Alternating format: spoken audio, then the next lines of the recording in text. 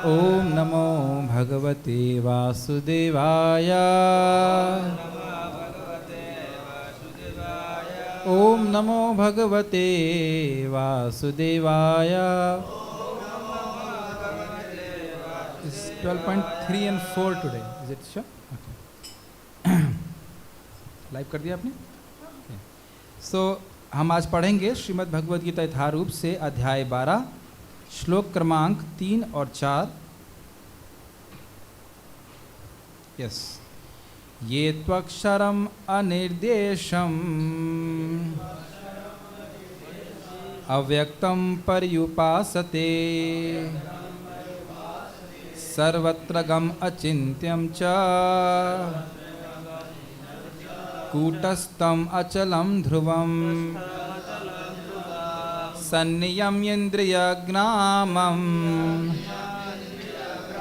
सर्वत्र समबुद्धयः ते प्राप्नुवन्ति मामेव सर्वभूतहिते रताः।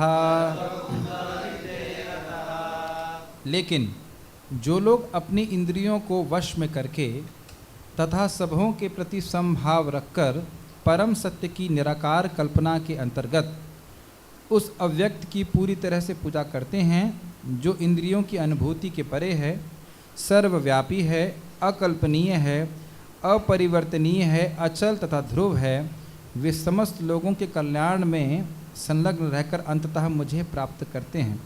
भगवान किसकी बात कर रहे हैं? किसका ध्यान कर रहे हैं?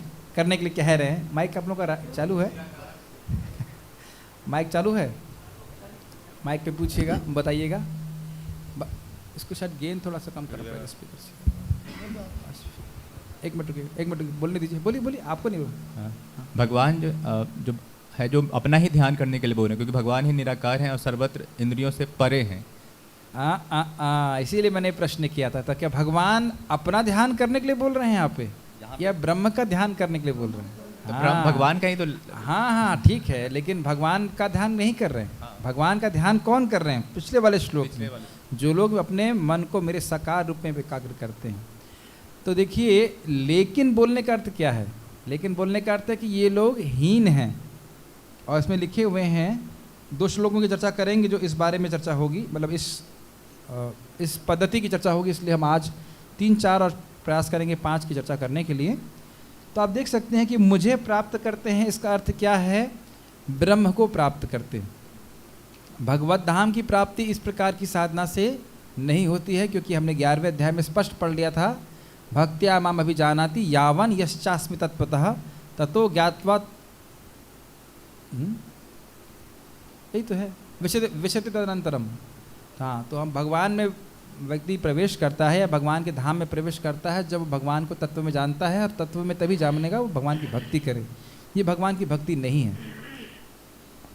तो ये ज्ञान पद्धति है। यस। तात्पर्य, जो लोग भगवान कृष्ण की प्रत्यक्ष पूजा ना करके अप्रत्यक्ष विधि से उसी उद्देश्य को प्राप्त करने का प्रयत्न करते हैं, वे भी अंततः श्री कृष्ण को प्राप्त होते हैं। अनेक जन्मों के बाद बुद्धिमान व्यक्ति वासुदेव को ही सब कुछ जानते हुए मेरी शरण में आता है। तो यहाँ पे देखिए, एक अर्थ समझ लेना चाहिए इस शब्द के, कि मुझको ही प्राप्त करते हैं। 2 अर्थ हैं। एक कि ब्रह्म को प्राप्त करते हैं, और दूसरा कई जन्मों के रोटेशन के बाद जब वो भक्त बन जाते हैं तो भगवान को प्राप्त करते हैं। तो श्रीला विश्वनाथ चक्रवर्ती ठाकुर ये बताते हैं कि वो ब्रह्म को प्राप्त करते हैं। लेकिन ये भी अर्थ है, जो कि हमने परम पूज्य राधा गोविंद महाराज से भी यही सुना इस बात को। सेम दोनों अर्थ हैं इसके। मुझे प्राप्त करते हैं यानी ज्ञानी कई जन्मों के भजन के बाद समझ में आ जाएगा, अरे नहीं, मैं ज्ञान युग में क्यों पड़ा हुआ हूँ, मुझे भगवान की भक्ति करनी चाहिए। तो भगवान की भक्ति करके भगवान को प्राप्त करता है। एक ये अर्थ है। और दूसरा अर्थ ये है कि बहुत मतलब इस प्रकार की साधना करके वो ब्रह्म की प्राप्ति करेगा। दोनों अर्थ ले लेने चाहिए। तो यहाँ प्रभुपाद उस अर्थ को ले रहे हैं। जब मनुष्य को अनेक जन्मों के बाद पूर्ण ज्ञान होता है तो वह कृष्ण की शरण ग्रहण करता है। यदि कोई इस श्लोक में बताई गई विधि से भगवान के पास पहुंचता है तो उसे इंद्रिय निग्रह करना होता है, प्रत्येक प्राणी की सेवा करनी होती है और समस्त जीवों के कल्याण कार्य में रत होना होता है। अर्थात किसी भी जीव से द्वेष नहीं करना होता है। देखिए एक सिंपल सी बात है, आप लोग 11वें 11.55 में भी देखे थे, एक गुण है भक्त का जो भगवत धाम जाने के योग्य है, और वह है निर्वैर। आप लोग को याद हो श्रीमान वृंदावन चंद्र प्रभु जब क्लास दे रहे थे उस दिन बारिश वाले दिन, तो इस शब्द पे बड़ा वो फोकस कर रहे थे, वो कह रहे थे न्यस्त दंड, दूसरों को दंड देने की भावना, दूसरों से वैर करने की भावना से जब तक व्यक्ति मुक्त नहीं होता है भगवान के धाम नहीं जा सकता। किसी को याद है वो जिसमें जिस दिन बड़ा स्पेशल क्लास था वो, न्यस्त दंडा, कई बार हमने बोला न्यस्त दंड, दूसरों को दंड देने की भावना, दूसरों से वैर करने की भावना से मुक्त होना चाहिए, चाहे वो ब्रह्म में जाना चाहे वो भगवान के धाम जाना चाहिए। एक बार इस बारे में बृहद भागवतामृत महाराज बता रहे थे, कह रहे थे कि आप भक्ति में खुश होना चाहते हैं तो 2 चीज़ कीजिए बड़ा मुश्किल है। एक, अगर आपने किसी भक्त को अपराध किया है तो आप जाकर के उनसे माफ़ी मांगिए, ये भी मुश्किल है, क्योंकि कभी कभी लगता है नहीं उसके प्रति तो अपराध नहीं किया था मैंने, I did not mean it, actually मैंने अपराध नहीं किया था। और दूसरा स्टेप है कि आप भक्त के पास जाएं और बोलें कि मुझे माफ़ कर दीजिए, मैंने सोचा कि आपने मेरे प्रति अपराध किया है। ये और मुश्किल है। जैसे कि भगवान विष्णु ने क्या नाम थे, भृगु ऋषि के प्रति किया था। ये किया है कभी आपने? ये तो किसी भक्त ने कभी नहीं किया, मैंने भी कभी नहीं किया। जिस व्यक्ति ने वाकई आपको लग रहा है कि आपके प्रति अपराध किया है, उसके पास जाकर कहना कि आप मुझे क्षमा कर दीजिए, मैं सोच रहा था कि आपने मेरे प्रति अपराध किए। कभी नहीं किया, मैंने तो कभी नहीं किया। उसके बारे में हम कंप्लेन करते हैं। यस, जैसे कोई मान लीजिए पोस्टमैन है, वो हमारा ही बिल लेके आया है, हम ही ने गड़बड़ करी है, तो क्या हम बिल, जो पोस्टमैन है उसको गाली देते हैं, अरे तू बिल क्यों लेके आ गया? आप समझ रहे हैं मेरी बात? और हर व्यक्ति हमारे कर्मों का प्रतिदान कर रहा है, तो ये सोचना कि कोई व्यक्ति हमारे खिलाफ गड़बड़ कर रहा है, ये भी एक अच्छी भावना नहीं है। ये आगे आएगा, भगवान ऐसे भक्तों से किस प्रकार से प्रेम करते हैं। सब लोग जानते हैं जीसस क्राइस्ट के बारे में, हरिदास ठाकुर जी के बारे में, अम्बरीश महाराज के बारे में। आप लोग को पता होना चाहिए कि अम्बरीश महाराज सोच रहे थे कि उन्होंने अपराध किया था दुर्वासा मुनि के प्रति, उनकी वजह से वो परेशान हो रहे हैं, पूरे टाइम वो सोचते रहे। तो ऐसी शुद्ध चेतना अगर होगी तो आनंद में हम लोग नाच सकते हैं भक्ति में। क्या ये एक पॉइंट था, सभी भक्तों के जीवों के प्रति है सेवा भावना होनी चाहिए, कल्याण कार्य में रत होना चाहिए। उसका अर्थ यह हुआ कि मनुष्य पर श्रद्धा है, उसका नाम जीव से नाम उच्चारण हो रहा है। तो पार्थ प्रभु आपने भी क्लास देनी है, आप सीख गए हो सब कुछ, सही उत्तर है। और इस चीज़ को प्रभुपाद जी बोल ही रहे हैं, बहुनाम जन्मनाम अंते ज्ञानवान माम प्रपद्यते। ठीक है, आत्मा के भीतर परमात्मा का दर्शन करने के लिए मनुष्य को देखना, सुनना, स्वाद लेना, कार्य करना आदि इंद्रिय कार्यों को बंद करना होता है। Who is interested? आप में से कोई इंटरेस्टेड है इस प्रकार की साधना में? और एक अमेजिंग बात है, हमने आगे पढ़ेंगे 15 अध्याय में, श्रोत्रम चक्षुस्पर्शनम च रसनम घ्राणमेव च अधिष्ठाय मनश्चायम विषयानुपसेवते। कैसे इस जीव इस जगत में फंसा हुआ है, आँख से, कान से, नाक से, जीव से और अपनी त्वचा से वो इंद्रिय भोग कर रहा है, और मन में संस्कार पड़ रहे हैं और फिर वो लिप्त होता जा रहा है। ये 15वें अध्याय में, आई थिंक 15.9 है। तो अब आप ये देखिए कि भक्ति में हम लोग इसका जस्ट सेम क्रिया कर रहे हैं, खाली कृष्ण का विषय जो है वो खाली कृष्ण कर दिया। श्रोत्रम मद, कृष्ण कथा सुनते हैं, बहुत जोर दिया जाता है, कृष्ण के बारे में बोलते हैं, आंखों से कृष्ण का दर्शन करते हैं, नाक से कृष्ण का गंध सूंघते हैं, स्पर्श करते हैं, अगर किसी को विग्रह स्पर्श करने का मौका मिले, या भक्तों को हम स्पर्श करते हैं। तो इस प्रकार से आप देखिए कि वही कार्य करना है हम लोगों को जो हम लोग इंद्रिय भोग के लिए करते हैं। आप मेरी बात समझ रहे हैं? लेकिन कितना विपरीत है इन लोगों की साधना। आंखें बंद कर लो, कान बंद कर लो, उसके बाद अंतर्मुखी होने का प्रयास करो। एक अद्भुत बात है कि भक्त लोग बाह्य वृत्ति वाले लगते हैं, लेकिन उनकी वृत्ति अंदर हो जाती है। मैं फिर से रिपीट करूंगा, ऐसा लगता है भक्त बाह्य रूप से कार्य कर रहा है, लेकिन उसकी वृत्ति आंतरिक होती चली जाती है। जितना वो भगवान की सेवा में संलग्न होता है बाह्य रूप से भी, उतना ही उसके हृदय में भगवान के प्रति प्रेम बढ़ने लगता है। श्रवणम कीर्तनम सब तो बाह्य क्रियाएं हैं ना, फिर भी बढ़ने लगता है। जैसे हमारे श्रीमान सार्वभौम प्रभु ने बहुत सुंदर बताया, कहा कि देखो एक बीज में पेड़ होता है कि नहीं होता है, लेकिन बीज में जल और सूर्य की रोशनी बाहर से दी जाती है, लेकिन उससे पेड़ प्रकट अंदर से हो जाता है। कितना सुंदर उदाहरण है। ऐसे ही हाँ, सभी के हृदय में भक्ति है, लेकिन बाहर श्रवण इत्यादि क्रिया करने से, बाहर से क्रियाओं को करने से, इंद्रिय क्रियाओं को करने से हम लोग भक्ति को जागृत कर लेते हैं। तो कितना विपरीत साधना है उन लोगों की, क्योंकि जीवात्मा के लिए इस प्रकार से इंद्रिय के कार्यों को रोक देना ये असंभव। तो इसलिए मैं आप लोग को डिस्करेज कर रहा हूँ कि साधना में मत जाइए। वैसे तो आप लोग पहले से डिस्करेज्ड हैं इसके लिए, लेकिन और कोई अगर सुनेंगे तो समझ लें कि हमको इस प्रकार की साधना में संलग्न नहीं होना। ऐसी अनुभूति होने पर वह किसी जीव से ईर्ष्या नहीं करता। आज मैं इसके ऊपर सोच, एकदम से सुंदर विचार आया था। देखिए, हम किसी से ईर्ष्या क्यों करते हैं? हम सुखी होना चाहते हैं। तो हम देखते हैं कि इस व्यक्ति के पास ये वस्तु है, तो ये देखिए कितना सुखी है। ये एक प्रकार का इल्यूजन है हमारे मन में कि कोई भौतिक वस्तु किसी व्यक्ति के पास है तो बहुत सुखी है, और इस कारण से हम ईर्ष्या करते नहीं, ये वस्तु मेरे पास भी होनी चाहिए। यस, किसी के पास बंगला है, सुंदर स्त्री है, गाड़ी है, तो वो सुखी है। हम सब लोग, अब मेरी बात समझ रहे ना, हम हर व्यक्ति सुखी होना चाहता है, और वो सोच रहा है कि भौतिक वस्तुओं से सुखी होते हैं। तो अगर मान लीजिए इनके पास अधिक पैसा है, तो मैं सोचता हूँ नहीं, इनके पास अधिक पैसा है, ये अधिक सुखी हैं, इसलिए मैं इनसे ईर्ष्या करने लग जाता हूँ। और भक्त लोग ईर्ष्या से कैसे मुक्त हो जाते हैं? क्योंकि उनको वस्तुतः वाकई सुख देने वाली वस्तु प्राप्त है। क्या है सुख देने वाली वस्तु? भगवान का नाम, भगवान का रूप, गुण, लीला, ये वाकई सुख देने वाली वस्तु है। और वो भी जानते हैं कि जैसे मैं इसको सुख अनुभव कर रहा हूँ, दूसरों को देने से ये सुख और बढ़ जाता है, तो ईर्ष्या से मुक्त हो जाता है। सवाल है कि जैसा आपने कहा कि भौतिकवादी लोग दूसरों के बंगला गाड़ी देख के जो है ईर्ष्या होते हैं।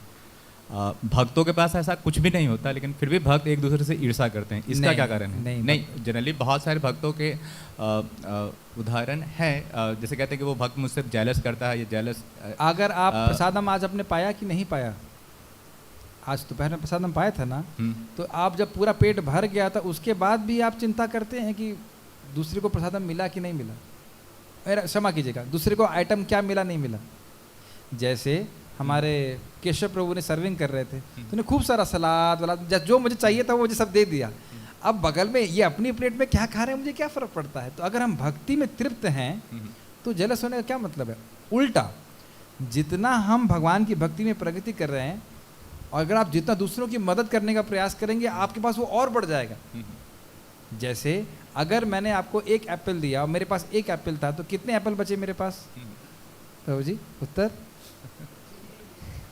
जनरली क्या होता है, अगर मेरे पास एक एप्पल है और मैंने आपको एक एप्पल दिया, आज एकादशी इसलिए हम फल का उदाहरण दे रहे हैं, तो आपके पास मेरे पास कितने एप्पल बचे? क्योंकि देखो ये मैं इसलिए सवाल नहीं, पहले मेरे उत्तर दीजिए। एक भी नहीं बचा। एक भी नहीं बचा। और कृष्ण भावना का एप्पल अगर मैं आपको देता हूँ तो मेरे पास कितने बचे? जितने दिए 2, और फिर 2 बाद मैंने आपको भी दिया और इनको दिया, उसका कितने बचे? 4। उसके बाद अरे 4 लोग हो गए, 1 2 3 4 को दे दिया, फिर कितने बचे? 8। सबको दे सकते हैं। तो जेलसी का कारण क्या है? हृदय की अशुद्धता।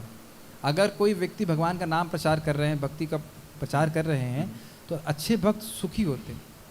अब देखिए चैतन्य चरितामृत में किस प्रकार, इतना फीडबैक क्यों हो रहा है? May be speaker can be turn little bit on it. हाँ, ऐसे कर।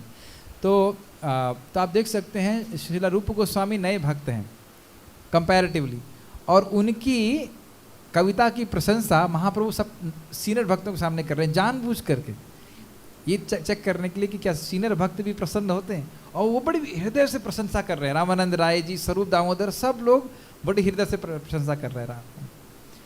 तो इस प्रकार से जैसे जगन्नाथ रथ यात्रा में जब महाप्रभु एक स्पेशल श्लोक गा रहे थे, और वो असली श्लोक नहीं था, मतलब वो किसी भौतिक रचना के लिए था। एक लड़की एक लड़के के लिए गा रही है, तो लोग समझ नहीं पा रहे थे कि क्यों लिखा है। फिर उसको श्रील रूप गोस्वामी लिपिबद्ध करते हैं, उसको फिर से रचना करते हैं कि मैं वही राधा हूँ और वही कृष्ण है, और इस प्रकार से बहुत गुह्य श्लोक लिखते हैं। तो महाप्रभु कहते हैं कि इन्हें कैसे पता चल गया तुम्हें मेरे गुह्य हृदय की बात? तो रामानंद राय कहते हैं आपने ही उनको हृदय में स्फुरित कराया। तो उन्होंने कहा हाँ, मैंने इनके गुणों को देखा था।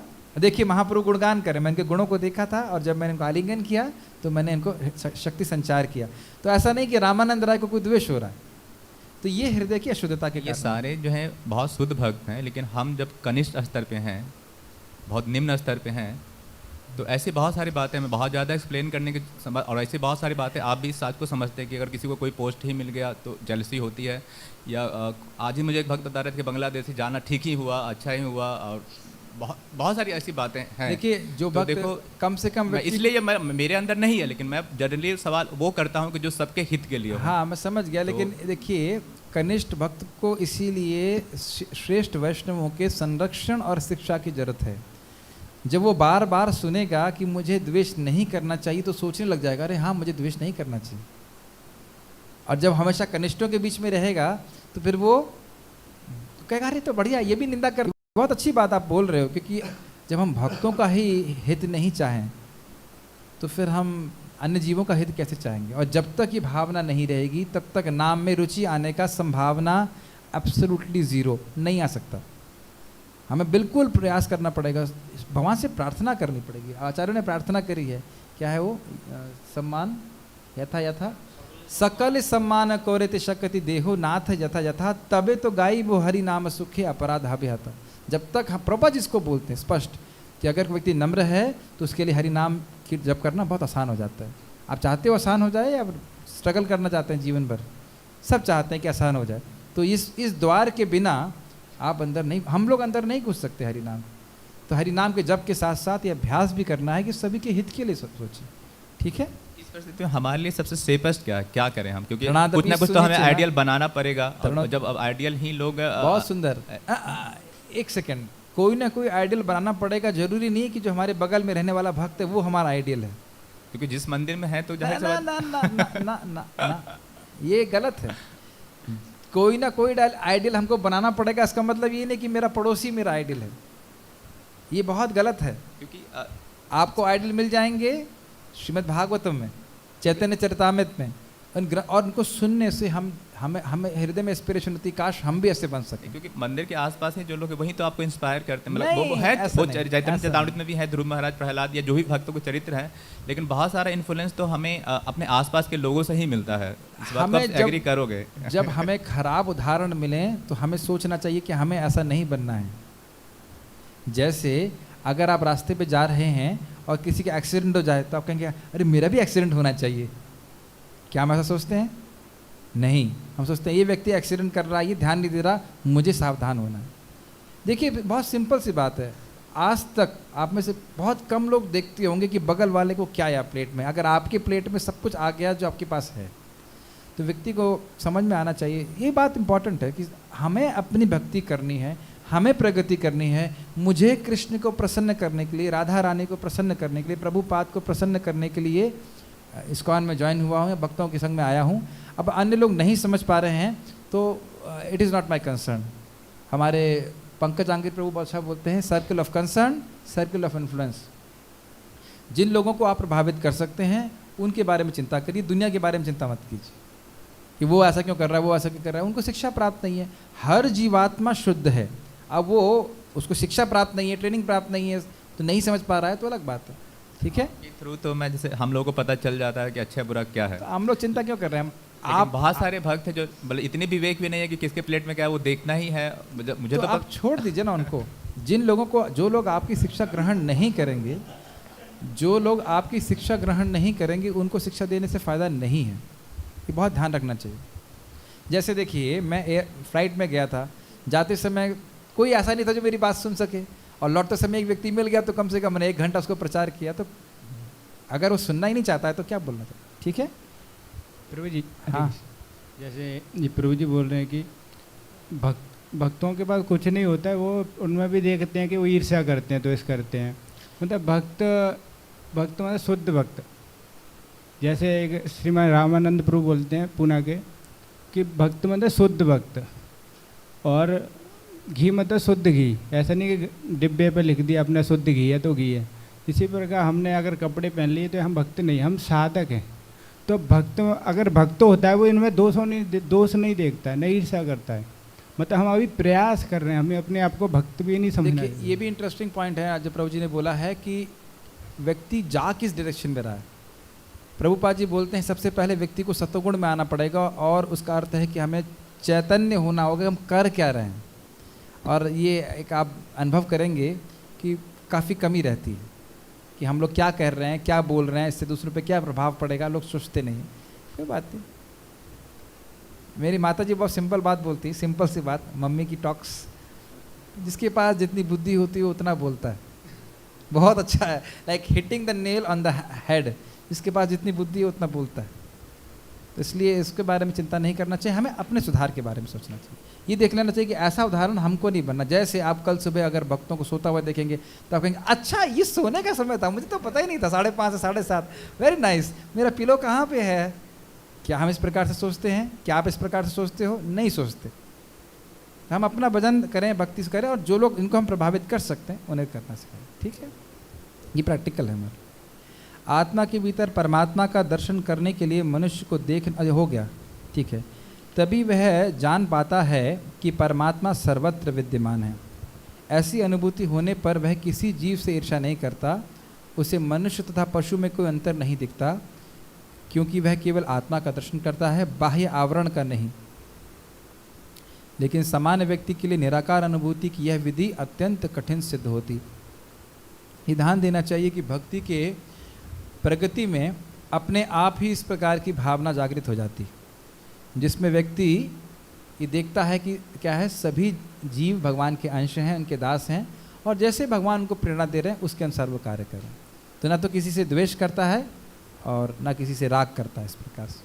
तो ये भक्ति के प्रभाव से अपने आप हो जाता है। समय समाप्त हो गया, तो आज हम लोग दूसरे श्लोक की चर्चा नहीं करेंगे, लेकिन हमने आज ये सीखा कि ये गुण बहुत अच्छा है। ये गुण आप देखेंगे बार बार भगवान बोलेंगे कौन सा भक्त उनको प्रिय है। बहुत सारे भक्त हैं जैसे प्रभु जी बोल रहे हैं, लेकिन कौन सा भक्त उनको प्रिय है जो सभी जीवों से प्रेम करता है। ऑब्वियसली हम सभी जीवों से प्रेम शुरुआत में नहीं कर सकते, तो हमें कम से कम भक्तों से प्रेम करना चाहिए। क्या आप लोग कल से भक्तों से प्रेम करना का प्रयास करेंगे? और उसका पहला स्टेप है कि भक्तों की निंदा ना करें। अगर आपका मतलब नहीं है, अगर आप अथॉरिटी पोजीशन पे नहीं हैं, तो भक्तों की निंदा करने का प्रयास कम करें एटलीस्ट, या फिर कॉन्शियस हो जाएं कि मैं भक्तों की निंदा कर रहा हूँ। अरे प्रभु जी ऐसा नहीं करते, वैसा नहीं करते, मुझे पसंद नहीं है। इस प्रकार से हम लोग बहुत सारी चीज़ें करते हैं, और आप देखेंगे आपका हृदय दूसरे का नहीं, आपका हृदय कठोर हो जाएगा, हमारा हृदय कठोर हो जाएगा। बहुत सारी चीज़ें इस जगत में जो हमको पसंद नहीं आती, और नहीं आएंगी भी। हम भगवान नहीं हैं, हम कंट्रोलर भी नहीं हैं। तो ये हमने आज एक शिक्षा, भले ही हम लोग निर्विकार ब्रह्म की उपासना नहीं करते हैं, लेकिन हम लोगों को प्रयास करना चाहिए। आज मैं अनुवाद कर रहा था, तो उसमें बात कर रहे थे कि जब कोई नया व्यक्ति आए तो उसको बहुत ही घर जैसा वातावरण महसूस करना चाहिए। कहीं किसी भी परिवेश में आए, चाहे ब्रह्मचारी आश्रम में आए, चाहे प्रचार के केंद्रों में आए, उसको बिल्कुल महसूस करना चाहिए कि मैं तो घर में आया हूँ। ये भी बहुत मुश्किल है, बहुत मुश्किल है, लेकिन हमें प्रयास करना चाहिए, तभी हम सच्चे वैष्णव बन सकेंगे। ठीक है, कोई प्रश्न है, जिज्ञासा? नहीं, ठीक है, we shall stop here. Shrimad Bhagavad Gita की जय, श्रील प्रभुपाद की जय।